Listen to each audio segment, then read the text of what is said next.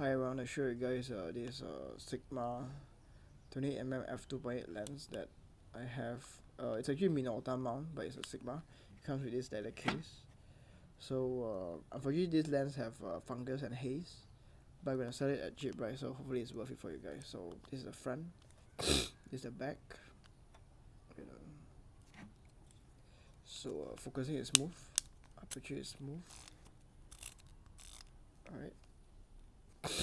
I'm gonna shine test for you guys.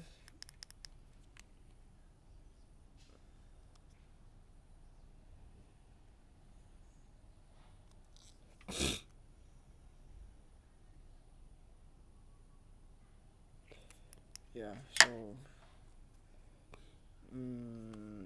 yeah, so this is the lens. You can actually do macro also, quite interesting. See, interesting.